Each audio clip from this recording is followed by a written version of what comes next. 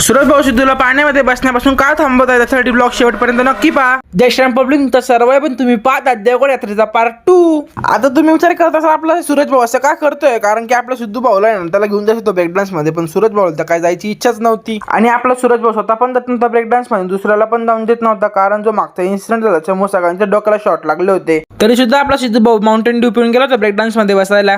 आता हा पट्ट्या आतमध्ये गेला होता, पण हा बाहेर येतो की नाही याची गॅरंटी आम्हाला पण नव्हती. आता एवढ्या यात्रेत आपल्या कार्यकर्त्यांनी नवीन गाडीची खरेदी केली होती, त्याचीच पिढ्या काढायचं काम आपल्या सूरज भाऊंनी हाती घेतलं होतं. इकडे मी ब्लॉग शूट करत असताना मला एक मोठ्याने आम्हाला सर्वाईव्ह म्हटलं. कोण आपल्याला एवढ्या जत्रेत आवाज येतोय, पण नीट पाहिले तर आपल्याला आपला गगन भाऊ भेटला. तर गगन भाऊ म्हणजे कोण, तर तो एकदम खतरनाक गडी आहे. आता गगन भाऊ म्हणजे कोण मी तुम्हाला सांगूच राहिलो, तेवढ्यात आपल्या सूरज भाऊ सांगतात की गगन भाऊ सोबत बसून आपण सिद्धूच्या घरी मस्त की मालच्या खाल्लेला आहे. त्याच्यानंतर तुम्ही माझी रिॲक्शन पाहता.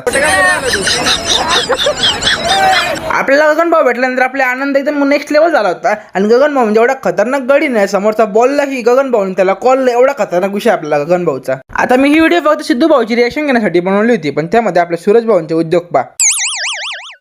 जत्रेमध्ये फिरत असताना आपल्या सूरज भाऊना घरून बोलावा आल्यामुळे सूरज भाऊ आपल्या घरी निघालेले होते. आपले सूरज भाऊ घरी गेल्यामुळे थोडा आपला राडा कमी होणार होता, पण आपण एन्जॉय तर फुल करणार आहे. आता पोरांनी सोडून फ्री मध्ये राईड करण्याचा प्रयत्न केलाय आणि त्यांना राईड भेटते की तो पार्ट 3 मध्ये मी नक्की सांगणार. त्यासाठी आपल्या चॅनलला फॉलो करून घ्या. भेटू आपण आपल्या पुढच्या व्लॉग मध्ये. तोपर्यंत सगळ्यांना बाय.